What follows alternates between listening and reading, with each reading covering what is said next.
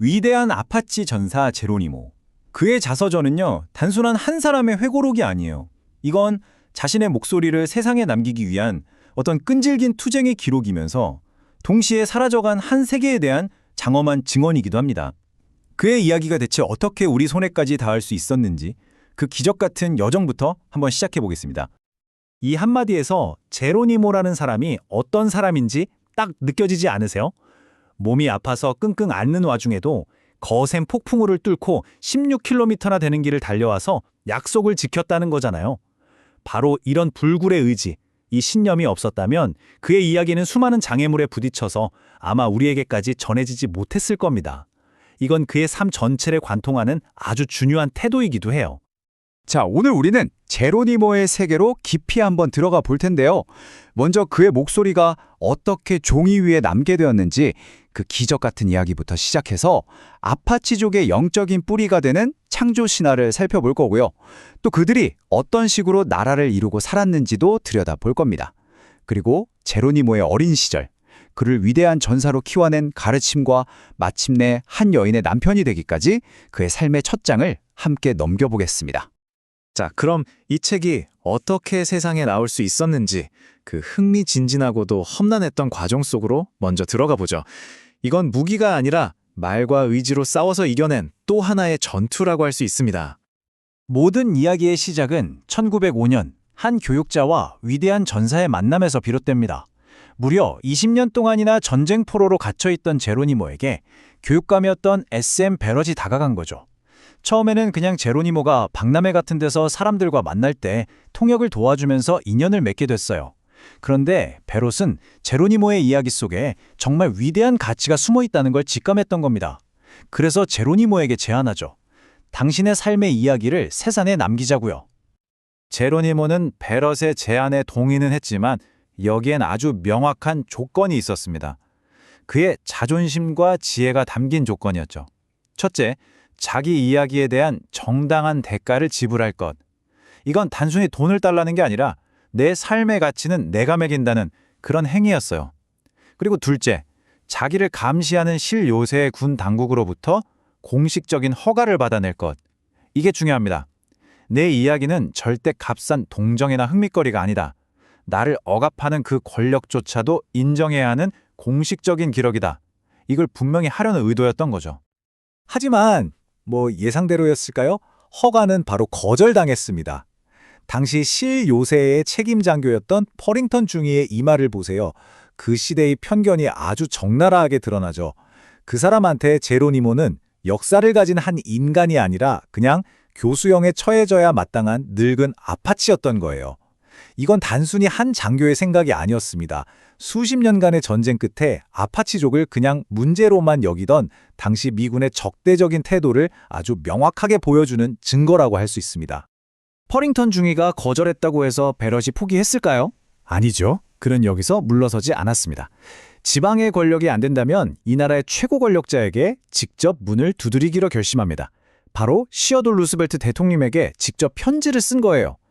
이 편지 한 통 때문에 한 아파치 전사의 회고록은 육군성 전체를 움직이는 공식적인 안건이 됐고 길고 복잡한 관료주의의 톱니바퀴 속으로 들어가게 됩니다. 한 개인의 목소리가 국가라는 거대한 기계의 승인을 받아야 하는 그런 상황이 된 거죠. 자, 이 타임라인을 보시면 그 과정이 얼마나 험난했는지 한눈에 보입니다. 1905년 8월 25일에 육군성에 접수된 요청이 텍사스 관할 부대로 다시 실요새로 내려갔다가 또 여러 장교의 결재를 거쳐서 다시 위로 올라가고 국방부 장관 대리의 승인을 받고 마침내 9월 23일에 베르덱에 전달되기까지 꼬박 한 달이라는 시간과 무려 10번의 공식적인 서명이 필요했던 겁니다. 한 사람의 이야기를 듣기 위해 이렇게 거대한 행정력이 동원되어야 했다는 사실 자체가 그의 목소리를 세상에 내보내는 게 얼마나 어려운 싸움이었는지를 역설적으로 보여주는 거죠. 마침내 대통령의 허가가 떨어지고 집필 작업이 시작됐지만 여기서도 제로니모는 이야기의 주도권을 절대 놓지 않았습니다. 그는 자신이 선택한 시간, 자신이 선택한 장소에서만 입을 열었어요. 특히 옆에서 받아 쓰는 속기사가 있는 걸 아주 완강하게 거부했습니다. 이건 아마도 말하는 사람의 영혼과 기억을 직접 전달하는 걸 중요하게 생각하는 아파치족의 구술문화 때문이었을 거예요. 자신의 이야기가 차가운 기록이 아니라 살아있는 대화로 전해지길 바랐던 거죠. 그래서 베럿은 제로니모가 들려주는 그 장대한 서사를 오직 자기 기억에만 의존해서 글로 옮겨야 하는 정말 어려운 작업을 감수해야만 했습니다. 자, 이제 핵심으로 들어가 보죠. 대통령의 개입까지 필요했고 한 전사의 굳건한 약속이 있어야만 했던 이 이야기. 도대체 그토록 중요했던 이 이야기의 내용은 과연 무엇이었을까요? 놀랍게도 제로니모의 이야기는 1829년 자기가 태어난 해부터 시작하지 않습니다. 그는 시간을 저 멀리 거슬러 올라가서 세상의 시작, 바로 태양조차 없던 시대로 우리를 이끌고 가요. 이건 뭘 의미할까요? 바로 그의 삶이 단순히 한 개인의 연대기가 아니라 한 민족의 신화와 역사, 그리고 우주관 속에 깊이 뿌리내리고 있다는 걸 선언하는 그런 장엄한 서곡인 셈입니다. 그가 묘사하는 태초의 세계는 영원한 밤이 지배하던 곳입니다. 그곳에서는 모든 생명체가 말도 하고 생각도 했어요. 그리고 크게 두 부족으로 나뉘어 있었습니다. 빛을 원하는 새 부족과 어둠 속에서 그냥 이대로 살고 싶어하는 짐승 부족. 이들의 회의는 단순한 의견 다툼이 아니었어요. 이건 변화와 성장을 추구하는 힘과 현재에 안주하려는 힘 사이의 근원적인 투쟁을 상징하는 거죠. 아파치 세계관의 핵심적인 대립 구도가 바로 여기서부터 시작됩니다. 결국 말로는 해결이 안 되자 어둠과 빛의 운명을 건 거대한 전쟁이 벌어집니다. 짐승들의 힘은 정말 막강했어요. 곰은 죽여도 그 수가 오히려 늘어나는 거의 불사신 같은 존재였고요. 네 겹의 비늘 갑옷을 두른 용은 그 어떤 공격도 통하지 않는 무적이었죠. 지혜로운 뱀들은 결코 완전히 없앨 수가 없었고요. 하지만 독수리가 이끄는 새 부족은 활과 화살이라는 새로운 기술, 그리고 빛을 향한 간절한 열망으로 무장해서 마침내 이 혼돈의 세력에 대한 위대한 승리를 거두고 세상의 첫 새벽을 가져옵니다. 빛이 세상에 들어온 후에 인류를 위협하던 마지막 어둠의 잔재를 처리하기 위해 한 영웅이 태어납니다. 그의 어머니는 아이를 낳을 때마다 용에게 빼앗기는 비극을 겪었지만 마침내 폭풍우 속에서 태어난 이 아들은 모닥불 아래 동굴에 숨겨져 자라나죠. 훗날 위대한 이름 아파치를 얻게 될 이 소녀는 태어날 때부터 용을 물리치고 인류를 구할 운명을 지닌 존재였던 겁니다. 마침내 소녀는 인류의 적 용과 마주섭니다. 이 장엄한 결투는요, 각각 네 발의 화살을 쏘는 신성한 의식처럼 진행되어 용이 쏘아 올린 거대한 화살은 하늘에 떠오른 무지개에 막혀서 산산조각이 나버리지만 소년의 화살은 달랐습니다. 첫 번째 화살은 용의 첫 번째 비늘 갑옷을 꿰뚫었고 두 번째 화살은 두 번째 갑옷을, 세 번째 화살은 마침내 용의 심장을 드러나게 만들었죠. 그리고 운명의 네 번째 화살이 용의 심장을 꿰뚫으면서 세상에서 어둠의 마지막 그림자를 몰아내게 됩니다. 이 위대한 승리를 통해서 소녀는 창조주 우센으로부터 직접 아파치라는 이름을 받게 됩니다. 그리고 의술과 사냥, 전투의 지혜를 전수받아서 모든 인디언의 최초 부족장이 되죠. 그리고 우센은 그의 부족이 살아갈 신성한 땅으로 서쪽의 광활한 대지를 내어주었습니다. 이 창조 신화는 그냥 옛날 이야기가 아니에요. 이게 바로 아파치족의 정체성이 어디에서 왔는지, 그들의 땅에 대한 권리가 얼마나 신성하고 근원적인지를 이야기하는 그들만의 헌법이자 역사서인 셈입니다. 자, 이제 이 신화가 어떻게 아파치라는 하나의 국가 구조로 이어지는지 한번 살펴보겠습니다. 아파치족은 그냥 하나의 덩어리가 아니었고요. 6개의 뚜렷한 집단으로 나뉘어 있었습니다. 제로니모 자신은 이 6부족 중에 베돈코의 아파치에 속해 있었습니다. 그는 자기 부족을 중심으로 다른 5부족하고 어떤 관계를 맺고 지냈는지 아주 자세하게 설명해요. 빅토리아 족장이 이끌던 치헨의 부족과는 늘 친구였고, 코치스와 그의 아들 나이체가 이끌었던 초코넨 부족, 그리고 워족장의 네드니 부족과는 그냥 동맹을 넘어서 피를 나눈 형제처럼 가깝게 지냈다고 강조합니다. 반면에 화이트 마운틴 아파치하고는 거의 교류가 없었죠. 이 부족들 간의 연대와 갈등, 그 역사가 바로 아파치의 역사고요. 훗날 미국과의 항전에서 이 동맹 관계는 그들의 운명을 결정하는 아주 중요한 변수가 됩니다. 바로 이 지점에서 제로니모는 잠시 이야기를 멈추고 자기 민족의 존재 이유에 대해 깊이 성찰합니다. 그는 창조주 우센이 아파치족만을 위해 이 특별한 고향을 만들어주었다고 믿었어요. 그래서 그들은 자기네 땅을 떠나서 다른 곳에 갇히게 되면 영혼이 병들고 결국 죽음에 이르게 된다고 말합니다. 이건 단순히 땅을 소유한다는 개념을 넘어서는 거예요. 땅은 그들의 어머니이자 그들의 영혼과 절대로 분리될 수 없는 신성한 존재, 그 자체였던 겁니다. 이제 국가라는 큰 그림에서 공동체라는 작은 그림으로 초점을 한번 옮겨볼까요? 제로니모가 어떻게 자랐고 아파치 아이들의 삶은 어땠는지 한번 들여다보겠습니다. 그는 자기가 태어난 1829년 6월의 애리조나 힐라강 상류의 노도연 캐년을 정말 깊은 애정을 담아서 묘사합니다. 숲이 우거진 산, 맑은 물이 흐르는 계곡, 드넓은 초원, 그리고 신성한 동굴들. 그의 묘사를 따라가다 보면 이 땅의 모든 것이 그의 정체성을 이루는 일부였고 그의 영혼이 이 풍경과 얼마나 깊이 연결되어 있었는지 아주 생생하게 느껴집니다. 아파치 아이의 삶은 놀이와 가르침, 그리고 노동이 아주 자연스럽게 어우러진 교육의 장이었어요. 어머니에게는 해와 달과 별의 전설을 들으면서 우주관을 배웠고요. 옥수수랑 콩, 멜론을 심으면서 땅의 소중함을 익혔죠. 소년들은 활쏘기와 사냥을 통해서 생존 기술을 연마했습니다. 특히 그들의 가르침이 좀 독특한데요. 개인적인 다툼에 대한 복수는 스스로의 힘으로 해결하도록 해서 독립심을 키웠지만 진짜 힘과 지혜, 그리고 생명은 오직 창조주, 우셈에게 기도해서 구해야 한다고 배웠어요. 개인의 용맹함과 공동체의 영적인 믿음, 이 사이의 균형을 강조하는 아파치족의 핵심 정신을 보여주는 대목이죠. 부족의 사회 구조는 공동체의 유대를 강화하는 두 개의 큰 축으로 이루어져 있었습니다. 하나는 축제 같은 즐거움이에요. 중요한 행사가 있을 땐 나흘밤 낮으로 잔치를 벌이고 춤을 추면서 공동체의 기쁨을 나눴죠. 다른 하나는 아주 엄격한 정의입니다. 아파치 사회에는 감옥이 없었어요. 대신 가장 큰 벌은 공동체로부터 쫓겨나는 추방이었습니다. 개인의 생존이 곧 공동체와의 연결에 달려 있었던 그들에게 이건 사형 선고나 다름없는 무서운 형벌이었죠. 그만큼 공동체의 규율과 화합이 절대적으로 중요했다는 걸 보여줍니다. 제로니모는 부족민들이 얼마나 강인했는지를 보여주는 그의 기억 속에 아주 생생하게 박힌 한 이야기를 들려줍니다. 초콜레라는 이름의 여인이 거대한 회색곰한테 습격당해서 머리가죽이 통째로 벗겨지는 끔찍한 일을 당했어요. 그런데 그녀는 비명을 지르는 대신에 허리춤에 칼을 뽑아서 곰과 맞서 싸워 물리쳤습니다. 그리고는 스스로 자기 머리가죽을 제자리에 맞추고 상처를 독려매고 살아남았다는 거예요.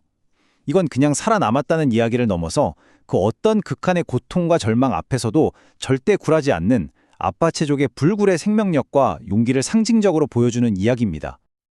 자, 이제 마지막으로 제로니모가 소년에서 남자로, 그리고 전사로, 또 남편으로 성장해가는 개인적인 여정을 한번 따라가 보겠습니다. 그의 소년 시절은 아버지의 죽음과 함께 끝이 납니다. 그는 부족의 엄숙한 장래의식을 회상하는데요.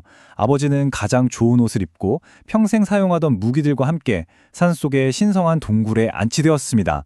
그리고 그가 가장 아끼던 말도 그 곁에서 죽음을 맞이해서 영혼의 세계로 가는 길의 동반자가 되었죠. 이 의식이 끝난 후에 제로니모는 홀로 남은 어머니를 돌보는 가장의 책임을 맡게 되면서 소년 시절의 작별을 고하고 어른으로서의 무거운 첫발을 내딛게 됩니다. 그리고 1840년 17살이 되던 해에 그는 인생에서 가장 중요한 순간을 맞이합니다. 바로 부족의 운명을 결정하는 전사들의 회의의 정식 일원으로 받아들여진 거죠. 그는 훗날 이날을 자신의 가장 큰 기쁨이었다고 회고합니다. 이건 단순히 전쟁에 나갈 자격이 생겼다는 걸 넘어서 한면의 완전한 성인으로, 공동체의 온전한 구성원으로 공식적으로 인정받았다는 걸 의미하는 순간이었습니다. 전사로서의 새로운 지위는 그에게 오랫동안 마음속에 품어온 사랑을 이룰 수 있는 자격을 주었습니다. 그는 즉시 오랫동안 사랑해온 아름다운 알로페에게 청혼했어요. 그는 그녀의 아버지에게 자기가 가진 조랑말대를 선물로 바쳤고 그게 그들의 결혼 서약의 전부였습니다. 복잡한 절차 없이 두 사람의 사랑과 가족의 인정만으로 이루어진 소박하지만 의미 있는 결혼식을 통해 그는 마침내 자신만의 가정을 꾸리게 된 거죠. 그리고 이 말은 앞으로 그의 삶을 규정하게 될 그 끔찍한 갈등이 시작되기 전에 그의 삶이 얼마나 평화로운 기반 위에 세워져 있었는지를 아주 선명하게 보여줍니다. 이 행복에 대한 묘사는요, 곧 닥쳐올 비극과 정말 극명하고도 가슴 아픈 대조를 이루면서 앞으로 펼쳐질 그의 투쟁에 더 깊은 의미를 부여하게 됩니다. 오늘 우리가 함께 읽어볼 이야기는요, 정말 특별합니다. 바로 전설적인 아파치 지도자 제로니모가 자기 목소리로 직접 들려주는 그의 삶의 기록이거든요. 이 책은 그가 구술한 내용을 SM 바렛이라는 사람이 받아 적어서 1906년에 세상에 나온 건데요. 중요한 건 이건 역사를 기록한 정복자들의 이야기가 아니라는 겁니다. 아파치 전사의 심장에서 터져나온 정말 날 것 그대로의 증언인 거죠. 한 개인의 끔찍한 비극이 어떻게 한 민족의 꺼지지 않는 저항 정신으로 타올랐는지, 그리고 제로니모라는 이름이 어떻게 피로 새겨지게 되었는지, 바로 그 비극의 시작점으로 함께 들어가 보겠습니다. 그런데 제로니모의 이야기가 처음부터 피와 눈물로 가득했던 건 아니었어요. 그의 삶을, 아니, 그의 모든 것을 송두리째 뒤바꿔 버린 그 끔찍한 사건이 있기 전에는 말이죠. 지금의 애리조나, 헤드워터스 강 근처에 살던 베동코의 아파치족에게는 아주 고요하고 충만한 평화의 시대가 있었습니다. 그들은 땅과 더불어 살았어요. 계절이 바뀌면 사냥을 하고 열매를 거두면서요. 주변의 다른 아파치 부족들이나 저 남쪽 멕시코 마을과도 꽤 사이가 좋아서 교육도 활발히 하던 정말 그런 시절이었습니다. 시간은 1858년, 뜨거운 여름입니다. 자결하는 태양 아래 제로니모와 그의 부족 사람들은 평화로운 교역을 위해서 남쪽으로 향하고 있었죠. 물론 끔찍한 운명이 그림자처럼 자신들을 뒤따라오고 있다는 건 전혀 알지 못한 채로요. 그냥 부족 살림에 보탬이 될 물건들을 좀 사고 팔고 오랜만에 다른 세상 사람들도 만나고 뭐 그런 소박한 기대를 품은 해마다 하던 그런 행사 같은 여정이었을 뿐입니다. 모든 비극은 바로 그 순간에 시작됐습니다. 제로니모는 그때를 이렇게 기억합니다.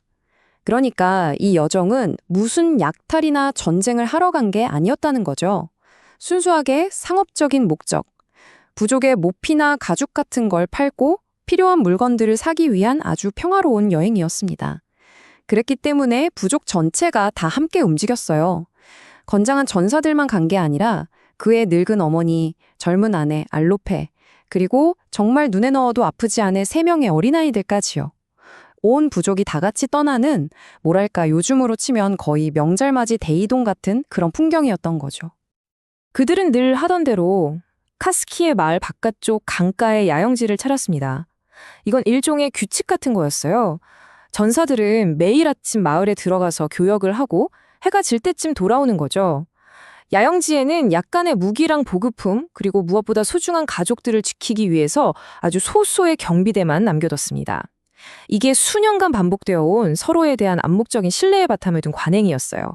그 누구도 이 평화로운 약속이 깨질 거라고는 정말 상상조차 하지 못했죠.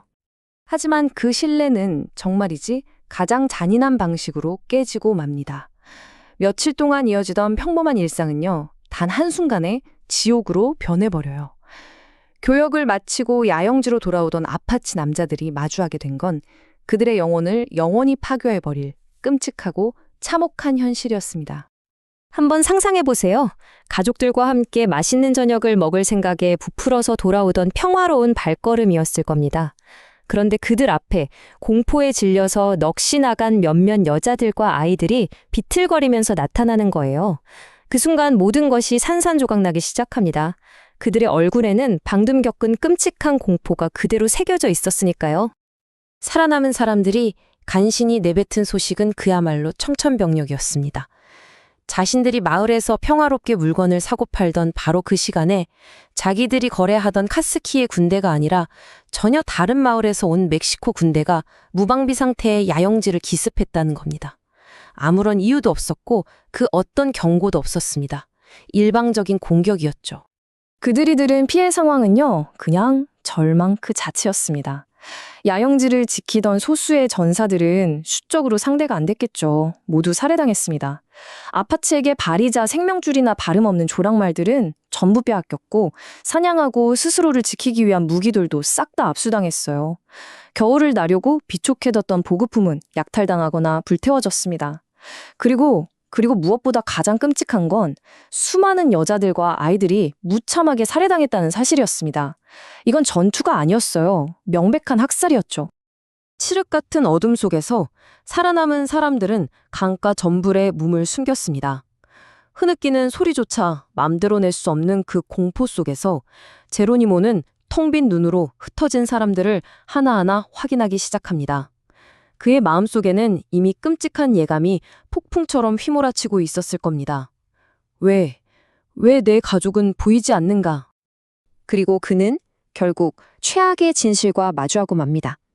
연로하신 어머니, 사랑하는 아내 알로페, 그리고 정말 사랑스러웠을 새아이까지. 그의 세상 전부가 그 자리에 없었습니다. 단 한순간에 그의 과거와 현재 그리고 미래가 통째로 사라져버린 거예요. 그는 모든 것을 잃었습니다. 바로 이 순간 제로니모라는 한 남자의 세상은 완전히 멈춰버렸습니다. 부족 사람들은 살아남기 위해 필사적으로 북쪽으로 도망치기 시작했지만 그의 영혼은 피비린내 나는 학살의 현장에 그대로 남겨진 채였습니다. 남은 80여 명의 전사들은 긴급하게 회의를 열었어요. 무기도 없고 식량도 말도 없이 적진 한복판에 고립됐으니 그들에게 남은 선택지는 오직 밤을 틈타서 도망치는 것뿐이었습니다. 모두가 절박하게 어떻게 살아남을지 이야기할 때 제로니모는 그 어떤 논의에도 참여하지 않았습니다. 그는 그저 강가의 돌처럼 서서 텅 빈 시선으로 흐르는 강물만 바라보고 있었어요. 애리조나의 고향으로 돌아가는 며칠 동안의 그 끔찍한 행군 속에서 제로니모는 단 한마디도 하지 않았고 아무것도 먹지 않았습니다. 이건 단순히 슬픔에 잠긴 게 아니에요. 슬픔을 느낄 감각조차 마비돼 버린 살아있는 시체의 모습이었죠. 삶의 목적 자체가 소멸해버린 인간의 깊고 어두운 공허함이 그를 완전히 집어삼키고 있었던 겁니다. 며칠 뒤 간신히 고향에 도착했지만 그를 기다리고 있었던 건 더 큰 고통이었습니다. 텅 비어버린 그의 집 티피 안에는 아내와 아이들의 온기가 그들의 손길이 닿았던 물건들이 그대로 남아 있었으니까요. 행복했던 시절의 기억들이 마치 유령처럼 떠돌아다니면서 그의 심장을 도려내는 것 같았을 겁니다. 제로니모는 아내가 만들었던 장식품들, 아이들의 장난감, 가족의 보금자리였던 티피까지 자신의 손으로 모든 것을 불태웠습니다. 이글거리면서 타오르는 불길은 그의 과거에 대한 장례식이었습니다. 행복했던 남편이자 아버지였던 자기 자신을 남김없이 죄로 만들어버리고 그 뜨거운 잿더미 속에서 복수라는 단 하나의 차가운 목적을 가슴에 새기는 그런 의식이었던 거죠. 이제 슬픔은 분노로 그리고 분노는 행동으로 옮겨질 시간이었습니다. 부족 회의에서 모두는 알고 있었어요. 흩어져 있는 아파치 부족들을 하나로 모아서 복수의 칼날을 갈 수 있는 적임자는 오직 한 사람뿐이라는 걸요.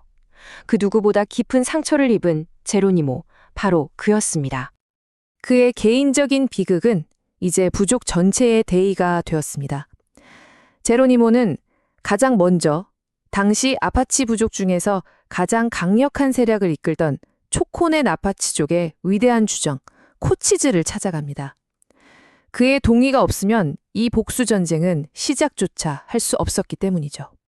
이른 새벽, 모닥불 앞에 모인 초코넨 전사들 앞에서 제로니모의 연설이 시작됩니다. 그는 무슨 거창한 명분이나 논리를 내세우지 않았어요. 가장 원초적이면서도 강력한 감정, 바로 피로 맺어진 유대감에 먼저 호소했습니다. 이건 남의 일이 아니라 바로 우리의 일이라고 말입니다. 그의 목소리는 이제 흔들림 없는 결의로 가득 찹니다. 이건 그냥 무력한 분풀이가 아니다. 동등한 힘에 의한 정의로운 보복이다. 라고 선언하는 거죠. 그리고 그 길의 가장 맨 앞에 바로 자기가 서겠다고, 직접 피의 길자개가 되겠다고 약속합니다. 그리고 연설의 마지막, 그는 전사들의 어깨에서 죽음이라는 부담을 덜어줍니다.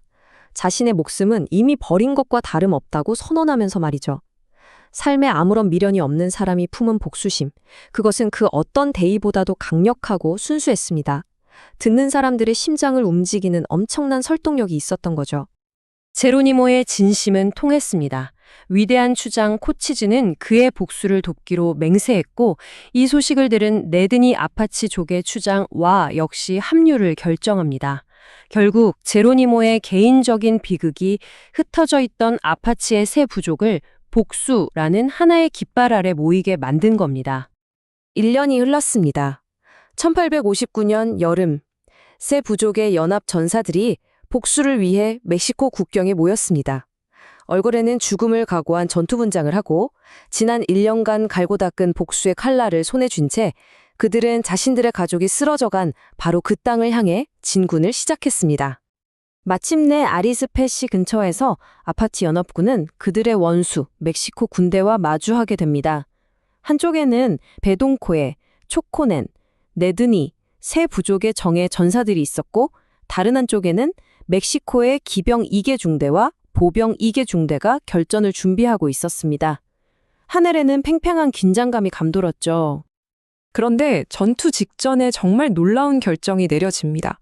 망구스 콜로라도나 코치즈 같은 위대한 추장들이 있었음에도 불구하고 이 연합군의 총지휘권이 평범한 전사였던 제로니모에게 주어진 겁니다. 모두가 알고 있었던 거죠. 이 전투의 목적, 이 전투의 심장은 바로 제로니모의 불타는 복수심이라는 것을요. 이 전쟁은 바로 그의 전쟁이었습니다. 제로니모는 그냥 맹렬한 전사이기만 한 게 아니라 뛰어난 전략가였습니다. 그는 강가 숲을 이용해서 전사들을 원형으로 배치해서 방어에 유리한 지형을 확보했고요. 동시에 분견대를 보내서 적의 후방을 교란시키고 화살이나 탄약이 떨어졌을 때를 대비해서 최후의 백병전까지 계획했습니다. 그의 머릿속에는 오직 하나, 가족을 죽인 자들에 대한 완벽한 복수만이 그려져 있었던 겁니다. 전투가 시작되자 제로니모는 마치 광전사처럼 싸웠습니다. 2시간 동안 이어진 그 격전 속에서 그의 눈에는 오직 피의 복수만이 타올랐을 거예요. 그의 모든 움직임은 어머니를 위한 것이었고, 아내를 위한 것이었고, 아이들을 위한 것이었습니다. 그는 슬픔을 순도 높은 분노로 바꾸고 그 분노를 파괴적인 전투력으로 승화시키면서 멕시코군을 압도해 나갔습니다. 전투는 정말 처절했습니다. 화살이 다 떨어지고 창이 부러지자 싸움은 칼과 주먹, 이빨만이 오가는 원시적인 백병전으로 변했습니다. 피와 먼지로 뒤덮인 들판 한가운데 제로니모를 포함한 단 4명의 전사만이 서 있을 때까지 싸움은 멈추지 않았습니다. 바로 이 절체절명의 순간, 사랑하는 모든 것을 잃었던 평범한 한 남자는 이제 불멸의 전설로 다시 태어납니다. 2명의 멕시코 기병이 마지막 남은 그들을 향해 돌진했습니다. 동료 1명이 기병의 칼에 맞아 쓰러지는 순간 제로니모는 도망치는 대신 아군 진영으로 달려가서 새로운 창을 집어들고는 망설임 없이 반격에 나섰습니다. 그는 자신을 쫓던 기병을 창으로 쓰러뜨리고 쓰러진 동료를 죽인 기병과 뒤엉켜서 칼로 그의 숨을 끊어버렸죠.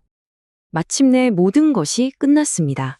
정적이 흐르는 피의 들판 위에서 살아남은 아파치 전사들의 시선은 단 한 곳으로 모였습니다. 그들의 눈에 비친 것은 과연 무엇이었을까요? 그곳에는 적들의 피를 뒤집어 쓴 채 승리의 칼을 든 한 남자가 서 있었습니다. 모든 것을 잃었던 슬픈 남편이자 아버지는 바로 그 순간 앞으로 수십 년간 멕시코와 미국을 공포에 떨게 할 위대한 전쟁 추장 제로니모로 다시 태어났습니다. 오늘 우리가 함께 들여다볼 제로니모의 이야기는요, 바로 이 한 문장으로 시작됩니다. 우리 서부 땅으로 파견된 군인들은 처음부터 인디언들에게 부당한 짓을 하는 걸 주저하지 않았다. 이건 그냥 과거를 돌아보는 말이 아니에요.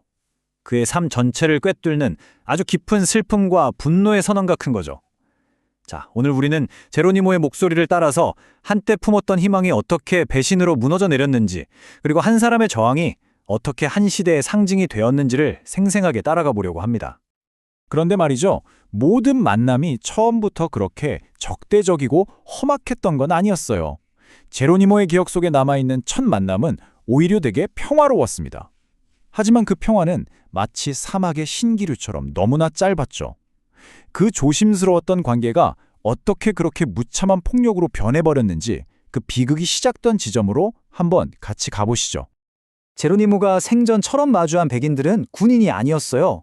땅을 측량하러 온 사람들이었죠. 보니까 무기를 든 것도 아니고 전혀 위협적이지 않았던 거예요.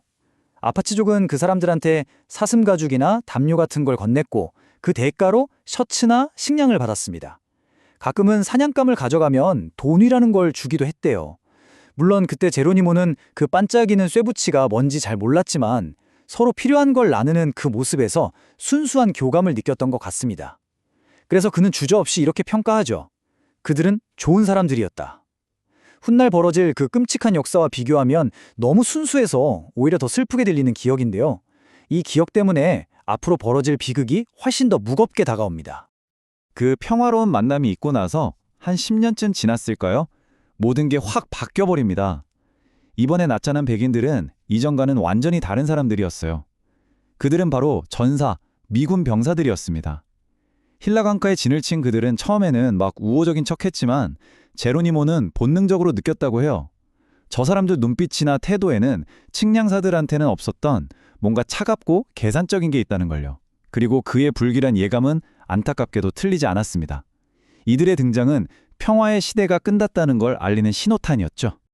그리고 바로 여기서 제로니모의 인생을, 아니 아파치족의 운명을 통째로 바꿔놓은 첫 번째 결정적 배신이 일어납니다. 바로 아파치 패스에서 벌어진 일인데요. 평화회담이라는 이름으로 아파치 지도자들을 초대해놓고 사실은 그들을 몰살시키려고 파놓은 아주 잔인하고 치명적인 함정이었습니다. 이 사건으로 아파치족의 가슴에 새겨진 불씨는 정말이지 결코 지워지지 않는 깊은 흉터가 되고 맙니다. 제로니모가 전하는 그날의 상황을 들어보면 정말 치밀해서 더 소름이 돋습니다. 일단 아파치 지도자들을 평화회담에 아주 정중하게 초대해요. 천막 안으로 들어오면 맛있는 음식을 대접하겠다고 약속까지 했고요. 그들은 그 말을 믿었죠. 하지만 그들이 천막 안으로 발을 들여놓는 바로 그 순간 사방에서 군인들의 공격이 시작된 겁니다. 대화를 하러 온 거라 무기도 없이 비무장 상태였던 지도자들은 정말 속수무책으로 당할 수밖에 없었어요. 베돈코의 아파치족의 용맹한 전사들이었던 산자, 클라데타에, 니오카에, 고피가 그 자리에서 목숨을 잃었습니다. 위대한 추장 망구스 콜로라도와 몇 명만이 정말 필사적으로 칼을 뽑아 천막을 찍고 간신히 탈출했을 뿐 대부분은 살해당하거나 포로로 잡혔죠. 신뢰를 믿기로 한 이보다 더 잔인한 배신이 또 있을까요? 이 공격이 가져온 결과는 아주 즉각적이었습니다. 제로니모는 이렇게 말해요. 이 배신 이후 인디언들은 산으로 돌아갔고 요새를 완전히 내버려 두었다. 이건 그냥 전술적으로 물러나는 게 아니었어요. 이건 이제 당신들과는 어떤 대화도 어떤 관계도 맺지 않겠다는 그런 아주 단호한 선언이었던 거죠. 표화에 대한 마지막 희망 한 조각마저 저 피 묻은 천막 안에서 산산조각 나버린 겁니다. 분노와 슬픔에 차서 산으로 돌아간 아파치족, 가만히 있었을까요? 아니죠. 바로 복수에 나섭니다. 며칠 뒤에 요새로 향하던 화물마차 행렬을 급습해서 몇 명을 죽이고 나머지는 포로로 잡았어요. 그리고 미군에게 제안을 하죠. 이 포로들이랑 저번에 천막에서 비겁하게 사로잡아간 우리 아파치 던사들이랑 교환하자고요. 이건 복수심에 불타면서도 나름의 규칙과 명분을 지키려 했던 그들의 마지막 협상 시도였습니다. 하지만 그들의 제안에 돌아온 대답은 아주 차가운 거절, 그거 하나였습니다.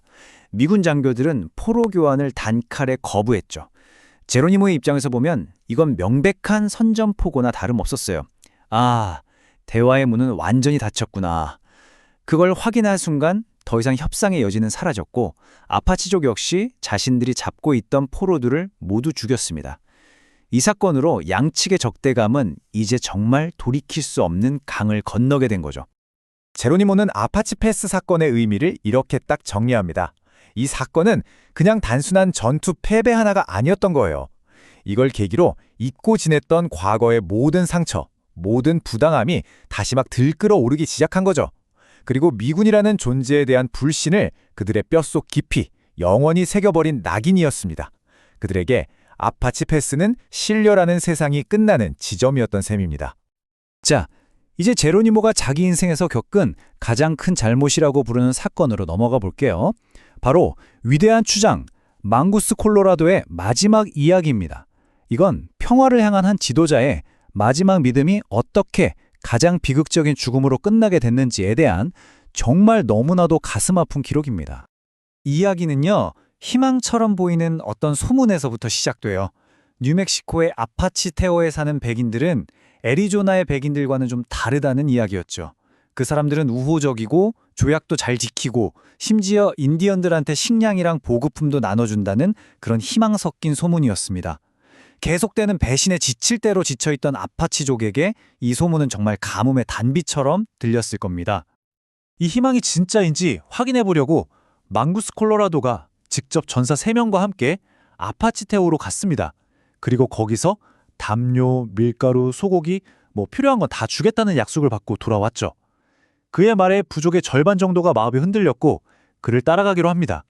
하지만 제로니모는 생각이 달랐어요. 안 된다, 믿을 수 없다. 그는 이미 너무 많이 당했거든요. 그래서 자기는 남겠다고 선언합니다. 부족은 망설였겠죠.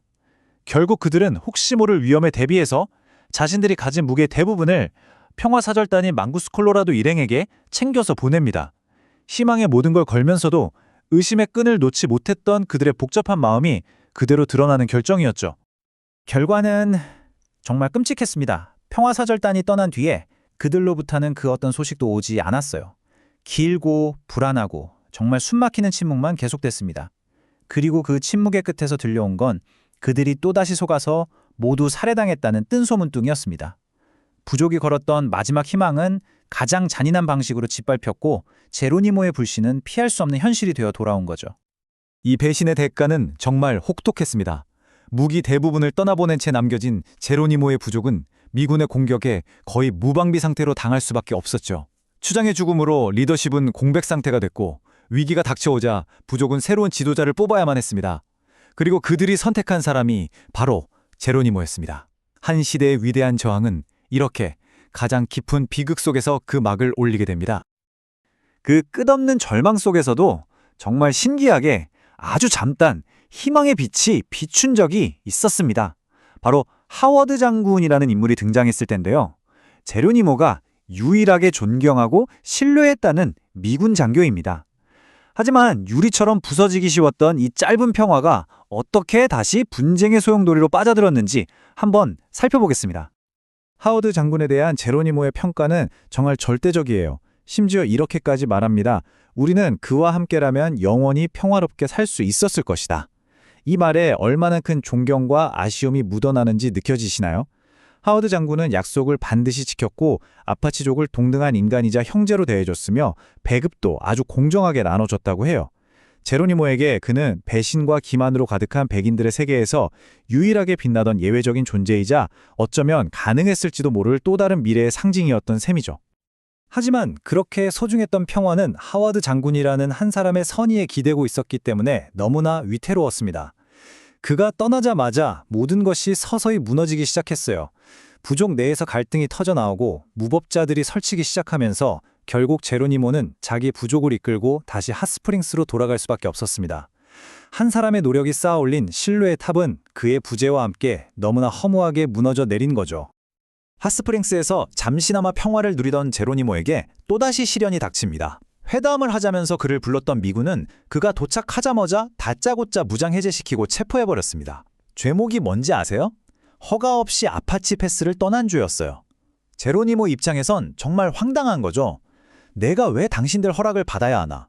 내가 당신들 소유물이란 말인가? 그는 이 부당하고 제멋대로인 체포에 대해 어떤 설명도 듣지 못한 채 4개월 동안이나 쇠사슬에 묶여 영창에 갇혔다가 또 아무런 설명 없이 그냥 풀려났습니다. 이 사건은 그의 마음에 또 하나의 깊은 상처와 불신을 남기게 됩니다. 제로니모가 보호구역을 떠나기로 결심하게 만든 마지막 불신은 그가 또다시 체포될 거라는 소문이었습니다. 이 소문을 듣는 순간 제로니모 머릿속에 잠들어 있던 과거의 모든 악몽들이 되살아난 거예요. 아파치 패스의 피 묻은 천막, 망구스 콜로라도의 비참한 죽음, 그리고 이유도 모른 채 쇠사슬에 묶였던 자기 자신의 모습까지. 그는 더 이상 자신의 운명을 남의 손에 맡기지 않기로 결심합니다. 그리고 마음속으로 이렇게 외쳤을 겁니다. 감옥에서 이렇게 무력하게 죽느니 차라리 전사로서 싸우다 죽겠다. 그는 다시 한번 저항의 길을 선택한 거죠. 보호구역을 탈출한 제로니모와 그를 따르는 사람들은 이제 미국과 멕시코 양국의 군대로부터 동시에 쫓기는 신세가 됩니다. 세상 어디에도 그들을 위한 땅은 없었어요. 이제부터는 정말 오직 살아남기 위한 처절하고 혹독한 추격전이 시작되는 겁니다. 이 시기에 그들이 겪은 고난은 정말 상상을 초월했습니다. 정말 숨 돌릴 틈이 없었어요. 미군이 섭졌다가 좀 피했다 싶으면 멕시코군이 나타나고, 심지어는 같은 인디언인 미군 정찰병들이 자기 아내와 아이들을 포로로 잡아가는 그런 끔찍한 일까지 겪어야 했죠. 잠정들만 하면 야영지가 기습당했고 험준한 시에라 마드레 산맥의 절벽과 계곡을 넘나들며 도망쳐야 했습니다. 제로니모는 자신들을 쫓는 군인이 어림잡아 2,000명은 좋게 됐을 거라고 추정해요. 사방이 모두 적으로 둘러싸인 그야말로 절망적인 싸움이었습니다. 멕시코의 험한 산 속에서 제로니모는 마침내 자신을 끈질기게 추격하던 크룩 장군과 마주하게 됩니다. 그런데도 제로니모는 전혀 위축되지 않았어요. 오히려 억울함과 분노가 뒤섞인 목소리로 당당하게 외쳤죠. 날 좀 그냥 내버려 뒀으면 지금쯤 잘 살고 있었을 텐데 당신이랑 멕시코인들이 군대를 끌고 와서 날 사냥하고 있잖아. 크룩 장군은 자기는 체포명령을 내린 적이 없다고 변명했지만 제로니모의 귀에는 그 어떤 말도 더 이상 진실로 들리지 않았습니다. 제로니모는 처음에 크룩 장군과 함께 미국으로 돌아가는 데 동의하는 것처럼 보였습니다. 하지만 그의 마음속에서는 과거의 그 끔찍한 배신들이 계속해서 속삭였을 거예요. 이번에도 속을 거야. 돌아가면 안 돼. 결국 그는 또다시 배신당할지도 모른다는 두려움을 이기지 못하고 약속을 뒤엎고 다시 멕시코로 돌아가 버립니다. 이 행동은 크룩 장군마저 믿을 수 없다는 그의 불신을 최종적으로 확인시켜준 셈이었고 과거의 수많은 상처가 그의 발목을 잡은 비극적인 결과였습니다. 자, 이제 길고 길었던 아파치 전쟁의 마지막 장이 열립니다. 세운 지휘관 넬슨 마일스 장군이 도착하고 항복을 위한 최후의 협상이 시작되죠. 이것은 한 시대의 저항이 막을 내리는 정말 역사적인 순간이었습니다. 크룩 장군과의 협상이 깨진 후에 제로니모의 작은 무리는 그야말로 필사적인 저항을 이어갔습니다. 그는 이 시기를 세상 모든 사람의 손이 우리를 대적하고 있었다고 회상해요. 돌아갈 곳도 기댈 곳도 없는 그들은 자비를 구하지도 베풀지도 않으면서 싸웠습니다. 이건 승리를 위한 싸움이라기보다는 마지막 존엄을 지키기 위한 무모하고도 처절한 저항이었죠. 자, 마이스 장군과 제로니모의 마지막 협상 테이블을 한번 보세요. 마이스 장군은 정말 어마어마한 약속들을 쏟아냅니다. 정부의 보호 아래 집과 땅, 온갖 가축과 농기구는 물론이고 심지어 그를 위해 농사를 지어줄 사람까지 붙여주겠다고 해요. 그리고 결정적으로 내가 살아있는 한 당신은 절대 체포되지 않을 것이라는 개인적인 보증까지 하죠. 반면에 이 모든 화려한 제안 앞에서 제로니모가 원했던 건 뭘까요? 그는 딱 이것만 요구했습니다. 포로로 끌려간 내 가족을 만나게 해달라. 그리고 우리 부족과 함께 고향 땅으로 돌아가게 해달라. 이 극명한 대비는 제로니모가 평생을 바쳐 싸운 이유가 부와 명예가 아닌 그저 평범한 삶과 가족과의 재회라는 너무나도 인간적인 소망이었음을 보여줍니다. 이 모든 달콤한 약속들 앞에서 제로니모는 깊은 회의감을 감추지 못해요. 그의 대답은 수많은 배신으로 얼룩진 그의 인생 전체를 딱 한 문장으로 요약합니다. 인디언들에 맞닿던 모든 장교들이 다 그런 식으로 말했지. 나한테는 그저 그럴듯한 이야기처럼 들릴 뿐요. 나는 당신을 거의 믿지 않소. 그의 목소리에는 단순한 의심이 아니라 평생에 걸쳐 반복된 거짓말에 영혼이 닳아버린 사람의 깊은 피로와 체념이 묻어나는 것 같습니다. 그럼에도 불구하고 협상은 계속되었고 마침내 조약이 체결됩니다. 그런데 그 마지막 순간이 정말 인상적이에요. 그냥 문서에 서명하는 방식이 아니라 훨씬 더 원초적이고 상징적인 방식으로 이루어졌거든요. 이건 인간 사이의 약속을 넘어서 대자연을 증인으로 세운 신성한 맹세였습니다. 그들은 담요 위에 커다란 돌 하나를 놓고 맹세했습니다. 그리고 이렇게 선언했죠. 이 조약은 이 돌이 부서져서 먼지가 될 때까지 영원히 지속될 것이라고요. 변하지 않는 대지와 자연의 그 약속의 무게를 기댄 정말 강력하고 신성한 맹세였습니다. 이 돌 위의 맹세와 함께 길고 길었던 아파치 전쟁은 마침내 그 막을 내렸습니다. 하지만 이야기는 여기서 행복하게 끝나지 않습니다. 제로니모는 이 책의 이 부분을 정말 얼음장같이 차갑고 날카로운 한 문장으로 마무리해요. 나는 그 조약을 어긴 적이 없다고 믿는다. 하지만 마일스 장군은 결코 그의 약속을 이행하지 않았다. 항복의 대가로 약속받았던 그 모든 것들은 과연 그에게 주어졌을까요? 부서져 먼지가 될 때까지 영원할 것이라던 그 돌 위의 맹세는 과연 어떻게 되었을까요? 전쟁 포로가 된 제로니모의 다음 이야기는 바로 이 거대한 질문에서부터 다시 시작됩니다. 제로니모가 직접 자기 입으로 풀어낸 자서전. 오늘 우리가 함께 들여다볼 이야기는 바로 그의 삶을 송두리째 바꿔놓은 거대한 갈등에 대한 기록입니다. 그의 땅에 나타난 미군과의 첫 만남, 그리고 그 뒤에 이어진 끔찍한 배신, 그리고 결코 끝나지 않을 것 같았던 길고 긴 전쟁, 바로 그 서막이 열리는 부분입니다. 이 책의 이 부분은 바로 이 문장으로 시작됩니다. 제로니모의 목소리가 들리는 것 같지 않나요? 처음부터 아주 단호하고 그 안에 깊은 원망이 서려 있죠.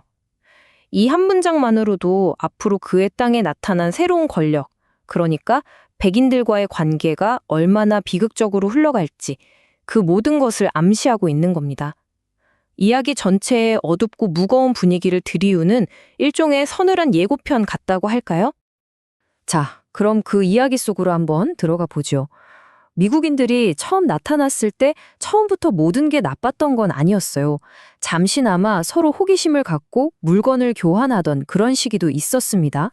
하지만 그 희미한 희망은요, 정말 순식간에 사라져버립니다. 단 한 번의 배신, 그 기만적인 행위 하나가 앞으로 수십 년간 꺼지지 않을 전쟁의 불씨가 되어버린 거죠. 여기서 정말 흥미로운 지점이 하나 있어요. 제로니모는 백인이라고 해서 모두를 똑같이 보지 않았다는 겁니다. 명확하게 구분을 해요. 1858년쯤 그가 처음 만났던 백인들은 군인이 아니었어요. 땅을 측량하러 온 사람들이었죠. 제로니모는 이들을 좋은 사람들이었다고 기억합니다. 왜냐하면 서로 악수하고 우리 형제가 되자 이렇게 맹세하면서 평화롭게 교류했거든요. 그런데 약 1년 뒤에 군인들이 나타나면서 모든 게 달라집니다. 제로니모는 단호하게 말하죠. 문제는 인디언이 아니라 군인들에게 있었다고요. 바로 이 두 번째 만남이 모든 비극의 신호탄이었습니다. 시간이 흐르면서 아파치와 미군 사이의 긴장감은 점점 높아져만 갔습니다. 그러던 어느 날 미군 장교들이 먼저 대화를 제안해 옵니다. 아파치 패스, 보이 요새라고도 불리는 곳에서 평화회담을 갖자는 거였죠. 당시 아파치의 위대한 족장이었던 망구스 콜로라도를 비롯한 지도자들은 이 제안을 받아들입니다. 어쩌면 이게 갈등을 풀 수 있는 기회일지도 모른다고 생각했던 거죠. 그들은 회담 장소인 천막으로 안내받았고 곧 음식이 제공될 거라는 말을 듣습니다. 하지만 이건 협상이 아니었습니다. 명백한 함정이었고 기습 공격이었죠. 평화회담을 기대하며 무방비 상태로 천막 안에 있던 아파치 전사들은 군인들의 공격에 속수무책으로 당했습니다. 족장 망구스 콜로라도는 정말 기적적으로 말 그대로 천막을 찍고 빠져나와 목숨을 건졌지만 그와 함께 갔던 수많은 전사들은 그 자리에서 죽거나 포로로 잡혔습니다. 이 단 한 번의 사건으로 아파치족이 백인에 대해 가졌을지 모를 일말의 신뢰는 완전히 산산조각 나버렸습니다. 제로니모는 이 자서전을 구술할 때까지도 그날 죽은 자기 부족, 베동코해 아파치 동료들의 이름을 하나하나 똑똑히 기억하고 있었습니다. 산자, 클라데타해, 니오카해, 고피, 수십 년이 지나도 잊히지 않는 이름들이었죠. 이 억울한 죽음에 대한 분노는 곧 보복으로 이어졌고 아파치족은 반격에 나섰습니다. 이때부터 걷잡을 수 없는 피해 악순환이 본격적으로 시작된 겁니다. 아파치 패스에서의 학살도 끔찍했지만 제로니모는 뒤어 일어난 이 사건이야말로 자신들의 부족에게 자행된 가장 큰 잘못이었다고 말합니다. 바로 위대한 족장 망구스 콜로라도의 비극적인 최후에 관한 이야기입니다. 이 사건은 결국 제로니모를 지도자의 자리로 밀어올렸고 미군에 대한 그의 저항 의지를 돌이킬 수 없이 단단하게 만들었습니다. 또다시 평화 제의가 들어옵니다. 이번엔 뉴멕시코에 있는 아파치 테오라는 정착지에서였죠. 보급품도 주겠다고 약속했습니다. 제로니모는 본능적으로 이걸 믿지 않았어요. 이전의 배신을 똑똑히 기억하고 있었으니까요. 하지만 계속되는 전투와 굶주림에 지친 부족 사람들은 달랐습니다. 평화를 원했던 망구스 콜로라도 족장 역시 이번에는 진심일 거라고 믿고 싶었죠. 결국 회의 끝에 부족의 절반을 이끌고 그곳으로 가기로 결정합니다. 제로니모의 반대는 묵살됐죠. 심지어 부족은 그들의 안전한 여정을 위해 가지고 있던 거의 모든 총과 탄약을 망구스 콜로라도 일행에게 몰아주었습니다. 망구스 콜로라도와 부족의 절반이 떠난 뒤 남은 사람들은 초조하게 기다렸습니다. 하지만 하루가 가고 이틀이 가고 몇 주가 흘러도 아무런 소식이 없는 거예요. 뉴멕시코로부터의 침묵은 정말 숨이 막힐 듯 했습니다. 제로니모와 함께 남은 부족민들은 식량이 바닥나가는 와중에도 그들이 무사히 돌아오기만을 애타게 기다렸지만 불안감은 점점 커져만 갔습니다. 결국 그들에게 도착한 것은 귀한 소식이 아니라 끔찍한 소문이었습니다. 평화를 위해 떠났던 그 길이 사실은 또 다른 함정이었다는 것. 위대한 족장 망구스 콜로라도와 그를 따랐던 모든 동족들이 배신당해 살해당했다는 믿고 싶지 않은 소식이었습니다. 아파치 부족의 가장 위대한 지도자이자 마지막 희망의 불씨가 꺼져버린 순간이었습니다. 망구스 콜로라도의 죽음은 부족 전체를 엄청난 충격과 슬픔에 빠뜨렸습니다. 그리고 그 깊은 절망 속에서 부족 회의가 열렸죠. 이제 누군가는 이 무너진 부족을 이끌어야 했습니다. 그 무거운 책임이 바로 제로니모의 어깨 위로 떨어졌습니다. 그는 부족의 가장 뛰어난 전사들을 잃고 무기도 거의 남지 않은, 그리고 세상에 대한 모든 신뢰마저 빼앗겨버린 부족의 새로운 족장이 된 것입니다. 그런데요, 이렇게 끊임없는 배신과 전투의 기록 속에서도 아주 잠시나마 평화로웠던 순간들이 있었습니다. 이 부분은 굉장히 중요해요. 왜냐하면 제로니모의 저항이 모든 백인에 대한 맹목적인 징후가 아니었다는 걸 보여주거든요. 그의 싸움은 끝없이 반복되는 깨진 약속, 이런 시스템 그 자체에 대한 저항이었습니다. 미군을 피해 굶주리며 쫓기던 시절 제로니모는 부족을 이끌고 다른 아파치 부족인 빅토리아 족장의 캠프를 찾아갑니다. 그리고 그곳에서 따뜻한 환영을 받죠. 제로니모는 빅토리아 부족과 함께 지냈던 약 1년의 시간을 완벽한 평화의 시기였다고 회상합니다. 누구의 위협도 받지 않고 함께 사냥하고 춤추며 잠시나마 전쟁의 공포를 잊을 수 있었던 시간이었죠. 이건 평화로운 공존이 결코 불가능한 꿈이 아니었음을 보여주는 대목입니다. 훗날 제로니모는 하워드라는 미군 장군을 만나 조약을 맺게 됩니다. 그리고 그에 대해 이렇게까지 이야기합니다. 미군에 정말 정직한 백인이 단 한 명이라도 있다면 그건 바로 하워드 장군이다. 왜냐하면 그는 약속을 반드시 지켰고 식량 배급도 공정하게 했으며 아파치족을 동등한 인간, 형제처럼 대해주었기 때문입니다. 제로니모는 그와라면 영원히 평화롭게 살 수 있었을 거라고 말하죠. 하지만 안타깝게도 이 깊은 신뢰는 미군이라는 거대한 시스템이 아니라 하워드라는 단 한 사람의 인품에만 국한된 것이었습니다. 그 평화는 정말 유리처럼 깨지기 쉬웠습니다. 하워드라는 강력한 구심점이 사라지자마자 보호구역에 함께 모여 살던 여러 아파치 부족들 사이에 묵혀두었던 갈등이 터져나오기 시작했습니다. 술 문제, 오래된 원한 같은 것들이 뒤섞이면서 상황은 험악해졌죠. 제로니모는 더 이상의 유혈 사태를 피하기 위해서는 자신의 부족을 데리고 이곳을 떠나는 수밖에 없다고 판단했습니다. 그래서 다시 온천에 있는 빅토리아 족장의 캠프로 돌아가기로 결정합니다. 하지만 평화를 찾아 떠난 제로니모를 기다리고 있었던 것은 안식처가 아니라 차가운 족쇄였습니다. 이 사건은 그의 마음속에 군대의 통제 아래에서는 우리 부족이 안전하게 살 수 있는 곳은 어디에도 없다는 믿음을 더욱 확고하게 심어주는 계기가 됩니다. 온천에 도착하자마자 그들은 정찰병들에게 불려갔는데 그게 또 함정이었습니다. 제로니모는 그 자리에서 체포되었죠. 공식적인 이유는 허가 없이 아파치 파스 보호구역을 떠났다는 것이었습니다. 하지만 그는 어떤 정당한 재판 절차도 없이 군법회의에 넘겨졌고 무려 4개월 동안이나 무거운 족쇄에 묶인 채 감옥에 갇혀야 했습니다. 그리고 풀려날 때조차 그 어떤 제대로 된 설명도 듣지 못했죠. 이 부당함에 대한 기억은 그의 뼛속 깊이 새겨졌습니다. 그로부터 2년 뒤 샌칼로스 보호구역에 있을 때였습니다. 장교들이 또다시 아파치 지도자들을 체포해서 감옥에 가둘 계획이라는 흉흉한 소문이 퍼졌습니다. 망구스 콜로라도의 비참한 최후, 그리고 자신 또한 부당하게 족쇄를 찾던 기억을 떠올린 제로니모는 더 이상 기다리지 않았습니다. 감옥에서 무기력하게 죽음을 맞이하느니 차라리 자유를 위해 싸우다 죽는 것이 더 사나이다운 일이라고 생각한 거죠. 그와 약 250명의 아파치족은 그날 밤 멕시코를 향해 필사적인 탈출을 감행합니다. 특히 크록 장군과의 관계는 최악으로 치달았습니다. 1884년 제로니모의 부족이 멕시코에서 가져온 소와 말을 이끌고 보호구역으로 돌아왔는데 크록 장군이 이걸 전부 몰수해버립니다. 제로니모는 이게 부당하다고 항의했지만 소용없었죠. 갈등은 점점 커져서 결국 크록 장군이 제로니모에 체포하고 만약 저항하면 그 자리에서 사살하라는 명령까지 내렸다고 제로니모는 믿게 됩니다. 목숨의 위협을 느낀 그는 다시 한번 감옥 대신 자유로운 전쟁터를 선택할 수밖에 없었고 400여 명의 동족과 함께 멕시코를 도망칩니다.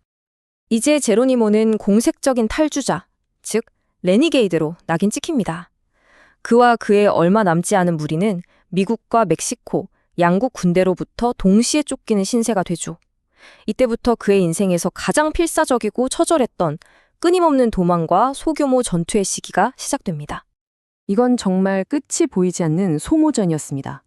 살아남기 위해 무리는 계속해서 더 작은 그룹으로 쪼개져야 했죠. 그런 남자 6, 여자 4, 이렇게 단 10명만 남았던 시절을 회상합니다. 마실 물조차 없어 고통받으며 오직 살아남기 위해 닥치는 대로 소를 잡아먹어야 했던 그야말로 절망적인 시간들이었죠. 그는 세상 모든 사람의 손이 자신들을 향하고 있다고 느꼈다고 말합니다.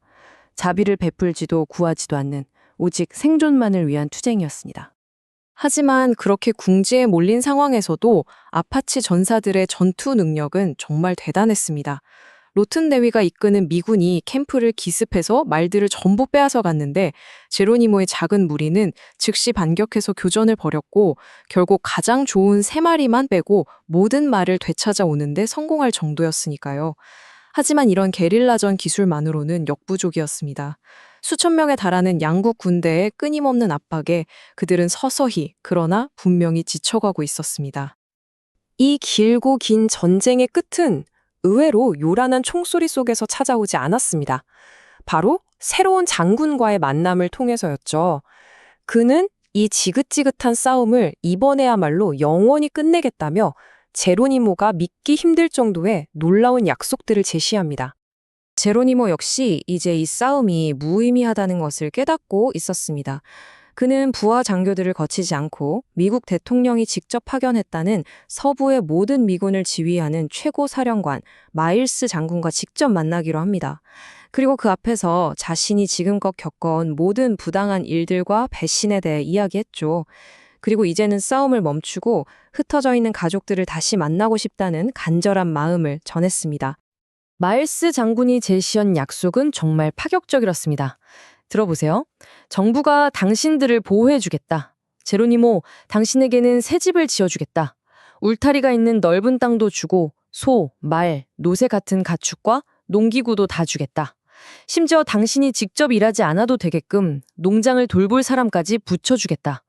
겨울옷과 담요는 물론이고 무엇보다 닷새 안에 가족들을 만나게 해주겠다. 평생 배신만 당해온 제로니모에게 이 약속들은 얼마나 비현실적으로 들렸을까요? 그 자신조차 저에게는 그냥 이야기처럼 들리는군요 라고 말할 정도였습니다. 하지만 깊은 의심 속에서도 제로니모는 이 제안을 받아들입니다. 그리고 그들은 그냥 말로만 약속하지 않았어요. 미군 기병대와 아파치 전사들이 마주선 가운데 담요 위에 커다란 돌 하나를 올려놓고 의식을 거행합니다. 이 조약은 이 돌로 맺어졌으며 이 돌이 세월에 닳아 먼지가 될 때까지 영원히 유효할 것이라고 맹세한 거죠. 변치 않는 돌처럼 이 약속도 영원할 것이라는 상징이었습니다. 제로니모는 그 자리에서 무기를 내려놓고 이제 전쟁이 아닌 평화 속에서 살겠다고 굳게 다짐했습니다. 그리고 마일스 장군은 아주 상징적인 행동을 보여줍니다. 손으로 땅바닥을 쓱 쓸어내면서 이렇게 말했죠. 당신이 과거에 저지른 모든 일은 지금 내가 이 흙을 쓸어낸 것처럼 깨끗이 지워질 것이요. 그리고 당신은 완전히 새로운 삶을 시작하게 될 거요.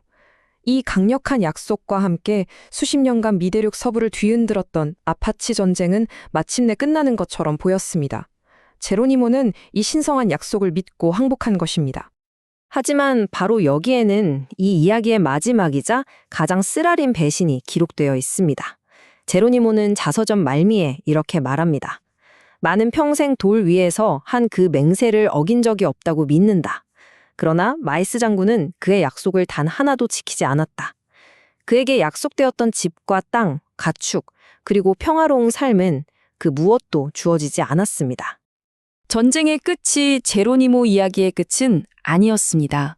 그의 항복은 고향으로의 귀환이 아니라 또 다른 형태의 기나긴 포로 생활의 시작이었을 뿐입니다. 그렇다면 그 돌 위에 맹세했던 영원한 약속은 어떻게 되었을까요? 그 대답은 이 책의 마지막 장에서 이어집니다. 자, 이제 제로니모 이야기의 마지막 장입니다. 그의 이름은 그 자체로 저항의 상징이 되었죠. 우리는 이 책을 통해서 제로니모의 어린 시절부터 그의 가족을 앗아간 멕시코인들과의 그 지독했던 싸움까지 그의 삶 전체를 따라와 봤는데요. 이제 드디어 그의 땅에 완전히 새로운 세력이 등장하면서 시작된 마지막 투쟁, 바로 백인들과의 피할 수 없었던 갈등의 시작과 그 끝을 제로니모 본인이 남긴 목소리로 직접 따라가 보겠습니다. 모든 관계에는 첫 만남이라는 게 있죠. 그렇다면 아파치족과 미국인들, 이들의 첫 만남은 과연 어땠을까요? 앞으로 수십 년 동안 이어질 그 기나긴 피와 눈물의 역사는 대체 어디서부터 시작된 걸까요? 이 둘의 관계를 완전히 돌이킬 수 없는 깊은 불신의 늪으로 빠뜨려버린 결정적인 배신의 순간, 바로 그 시작점으로 한번 들어가 보시죠. 이게 참 의외이네요. 제로니모가 처음으로 마주친 백인들은 총을 든 군인들이 아니었어요. 1858년 무렵 그의 땅에 나타난 이 사람들은 땅을 재고 경계를 표시하러 온 측량사들이었다고 합니다. 제로니모의 기억 속에서 그 당시의 분위기는 아주 평화로웠다고 해요. 서로 위협하지도 않았고 오히려 호기심을 가지고 다가가서 필요한 물건들을 교환했다고 하죠. 아파치족은 정성껏 무두질한 사슴가죽이나 조랑말 같은 걸 건네주고 측량사들은 셔츠나 식량을 주고요. 정말이지 너무나 평범하고 또 우호적인 첫 만남이었던 겁니다. 그런데 이 관계의 변화가 정말 극적입니다. 제로니모의 표현을 그대로 빌리자면 처음 만난 측량사들은 선한 사람들이었는데 약 10년 뒤에 나타난 군인들은 전혀 달랐다는 거죠. 물론 군인들도 처음에는 꽤 우호적인 태도를 보였다고는 해요. 하지만 그 평화는 정말 오래가지 못했습니다. 도대체 왜 그랬을까요? 처음엔 좋았던 관계가 왜 이렇게 순식간에 악화된 걸까요?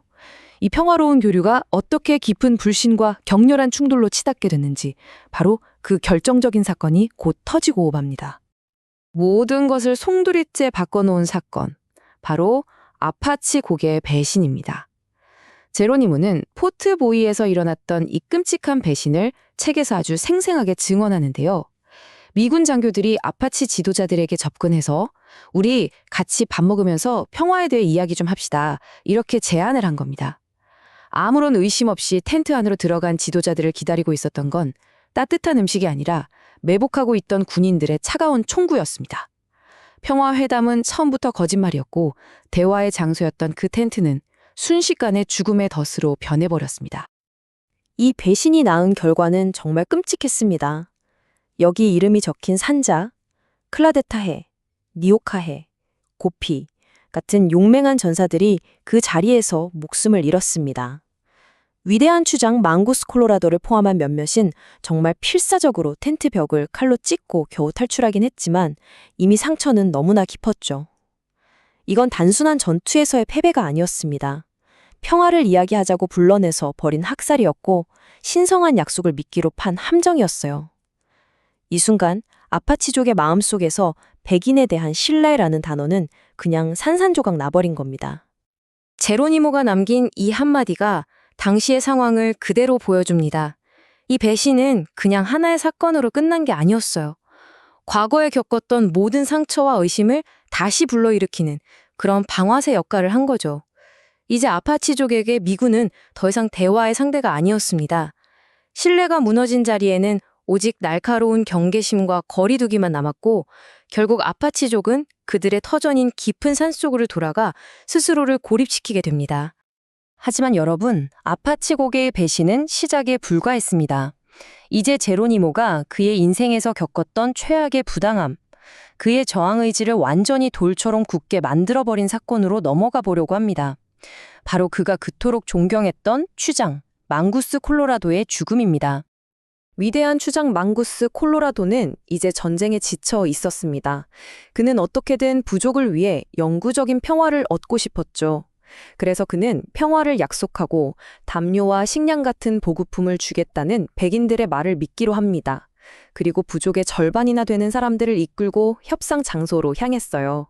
하지만 평화를 향한 그의 간절한 발걸음은 이 단계들이 보여주듯이 너무나 끔찍한 비극으로 끝나고 말았습니다. 약속은 모두 거짓이었고 평화를 원했던 추장과 그를 믿고 따랐던 수많은 부족민들은 모두 살해당하는 참혹한 결과를 맞이하게 된 겁니다. 추장은 죽었고 그를 따라갔던 부족의 절반은 영영 돌아오지 않았습니다. 남겨진 아파치족에게는 깊은 절망과 공포, 그리고 분노만이 남았죠. 바로 이 절망의 한가운데서 부족은 새로운 지도자를 뽑아야만 했습니다. 그리고 그들의 선택은 바로 제로니모였습니다. 이건 결코 영광스러운 추대가 아니었어요. 부족 전체가 사라질지도 모르는 멸족의 위기 앞에서 부족의 모든 운명을 그의 어깨에 짊어지게 한 너무나 무겁고 비극적인 선택이었습니다. 추장을 잃은 슬픔이 채 가시기도 전에 미군의 공격은 정말 폭풍처럼 몰아쳤습니다. 숨 쉴 틈조차 주지 않았죠. 사냥한 고기를 손질하고 있는데 공격을 받아서 여자와 아이들까지 희생되었고 불과 열흘 뒤에는 동이틀 무렵에 새로운 야영지가 기습을 당했습니다. 가지고 있던 화살과 창이 다 떨어질 때까지 하루 종일 싸웠지만 소용이 없었어요. 그리고 며칠 뒤에 또 다른 공격. 결국 제로니모의 부족은 뿔뿔이 흩어질 수밖에 없었습니다. 굶주리고 무기조차 없는 그야말로 최악의 상황으로 내몰린 겁니다. 이렇게 끊임없는 갈등과 절망 속에서도 정말 아주 잠깐이지만 평화와 희망의 시기가 찾아오기도 했습니다. 한 미군 장군 덕분에 맞이할 수 있었던 짧은 평화였는데요. 하지만 그의 부재와 연이은 사건들로 인해서 그 희망의 불씨는 너무나도 허무하게 꺼지고 맙니다. 쫓기고 굶주리던 제로니모에게 손을 내밀어 준 건 다름 아닌 다른 아파치 부족이었습니다. 뉴멕시코의 빅토리아 추장이 제로니모와 그의 부족을 정말 따뜻하게 맞아주었죠. 제로니모는 이 시기를 회상하면서 완벽한 평화의 1년이었다고 말합니다. 이 짧은 평화에 대한 그의 기억을 보면 이 끊임없는 전쟁 속에서 그들이 얼마나 안정을 갈망했는지 그 마음이 절절하게 느껴집니다. 빅토리아 부족과 헤어진 후에 제로니모는 또 한 명의 믿을 수 있는 백인을 만나게 됩니다. 바로 하워드 장군인데요. 제로니모는 그를 진정한 친구이자 항상 약속을 지키는 사람이라고 묘사하면서 그야말로 극찬을 합니다. 한번 생각해 보세요. 그 수많은 배신을 겪었던 제로니모가 미군 장교에게 보낼 수 있는 최고의 찬사 아니었을까요? 이건 제로니모가 특정 인종 전체를 증오한 게 아니라 불의와 배신 그 자체를 증오했다는 걸 보여주는 아주 중요한 대목입니다. 자, 이 그래프를 좀 보세요. 이건 단순히 대급된 소의 마리 수치를 보여주는 게 아닙니다. 이건 바로 인간적인 대우의 차이를 보여주는 거죠. 하워드 장군 지휘 아래서는 부족의 생존을 넉넉하게 보장하는 부족당 소 12마리라는 풍족한 배급이 이루어졌습니다. 이건 그들을 동등한 파트너로 존중했다는 뜻이에요. 하지만 훗날 전쟁포로 신세가 되었을 때 받은 배급량은요? 생존만 간신히 허락하는 그야말로 굴욕적인 수준이었습니다. 결국 리더 한 사람이 존엄과 굴욕의 차이를 만들어낸 셈이죠. 하지만 그 평화는 단 한 사람에게 의존하고 있었기 때문에 너무나도 연약했습니다. 아니나 다를까 하워드 장군이 떠나자마자 모든 것이 순식간에 무너져 내렸습니다. 외부의 위협도 문제였지만 여러 아파치 부족들 사이에 쌓여있던 내부 갈등까지 터져나오면서 더 이상 함께 사는 게 불가능해졌죠. 결국 제로니모는 그가 유일하게 평화를 누렸던 기억이 있는 곳, 빅토리아 부족이 있는 핫스프링스로 다시 돌아갈 수밖에 없었습니다. 평화를 그토록 원했던 지도자는 어떻게 다시 쫓기는 도망자가 되었을까요? 이번 장은 제로니모가 왜 다시 전투의 길을 선택할 수밖에 없었는지를 보여줍니다. 부당한 투옥과 끊이지 않는 위협이 그를 정말 벼랑 끝으로 내몰았습니다. 핫스프링스로 돌아온 제로니모는 또다시 배신을 당합니다. 우호적인 회담을 하자는 말에 속아서 나갔다가 그 자리에서 그대로 체포된 거죠. 쇠사슬에 묶여서 4개월 동안이나 감옥에 갇혔는데 그 이유가 뭔지 아십니까? 아파치 고개를 떠났다는 거였습니다. 제로니모 입장에서는 이 처벌을 도저히 이해할 수가 없었죠. 아니 내가 당신들 소유물도 아니고 부족들끼리 싸움이 나서 평화를 찾아 잠시 떠났을 뿐인데 이게 왜 죄가 된단 말인가 하고 말이죠.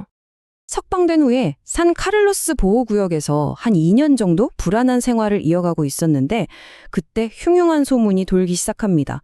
장교들이 또다시 아파치 지도자들을 감옥에 가둘 계획이라는 거였죠. 과거의 그 끔찍한 배신과 학살의 기억이 되살아났습니다. 제로니모와 그를 따르는 250명의 부족민들은 결심합니다. 또다시 감옥에 갇혀서 무기력하게 죽음을 기다리느니 차라리 전사답게 싸우다 죽는 길을 택하겠다고요. 그리고 보호구역을 탈출합니다. 이 흐름을 보면 참 비극적인 순환이 보입니다. 어떻게든 평화롭게 살아보려고 보호구역으로 돌아와도 갈등은 반복되고 결국 탈출로 이어지는 패턴이죠. 특히 크록 장군이 나타나서 멕시코와의 전쟁에서 정당하게 얻은 전리품인 가축대를 전부 빼앗아 버렸을 때 갈등은 정점에 달했습니다. 그리고 마침내 자신을 체포하거나 저항하면 사살하라는 명령이 내려졌다는 소식을 듣게 된 제로니모는 400명의 부족민과 함께 이제는 정말 돌아오지 않을 길, 멕시코로 향하는 마지막 전투의 길에 오르게 됩니다. 이제 반역자라는 낙인이 찍힌 제로니모는 멕시코의 험준한 시에라 마드레 산맥에서 미국과 멕시코 두 나라의 군대로부터 끊임없는 추격을 받게 됩니다. 그의 길고 길었던 투쟁의 정말 마지막 장이 시작된 겁니다. 이 숫자 2,000명. 정말 압도적이지 않습니까? 한 줌도 안 되는 제로니모의 작은 무리를 잡기 위해서 미국과 멕시코 두 나라가 동원한 군인의 수가 무려 2,000명에 달했습니다. 험준한 산악지대, 사방에서 포위망이 좁혀오는 가운데 그들은 거의 매일같이 전투를 치러야 하는 그야말로 절체절명의 상황에 놓였습니다. 이렇게 쫓기는 와중에도 제로니모는 정말 대담했습니다. 그는 자신을 쫓는 총책임자인 크룩 장군의 야영지를 직접 찾아가서 담판을 벌입니다. 당신이 부하들한테 나를 감옥에 가두고 저항하면 죽이라고 명령했지 않느냐. 이렇게 직설적으로 따져 물었죠. 물론 장군은 부인했지만 제로니모의 마음속 깊이 새겨진 불신은 조금도 사라지지 않았습니다. 그는 죽는 날까지 크룩 장군이 거짓말을 했다고 굳게 믿었습니다. 결국 이 불신이 모든 것을 결정했습니다. 크룩 장군과의 만남은 아무것도 바꾸지 못했죠. 제로니모는 또 다른 배신을 직감했고 결국 미국으로 향하던 길을 포기합니다. 소수의 전사들과 함께 그는 다시 멕시코의 험준한 산으로 돌아갔습니다. 그렇게 다시 한번 외로운 도망자의 삶이 시작된 것입니다. 이 말 한마디에 그들의 절박함이 그대로 담겨 있습니다. 이 마지막 필사적인 단계에서 제로니모의 작은 무리는 마주치는 모든 멕시코인들을 공격했습니다. 이제 더 이상 평화로 가는 길도 없고 살아남을 희망도 없다고 확신했기 때문이죠.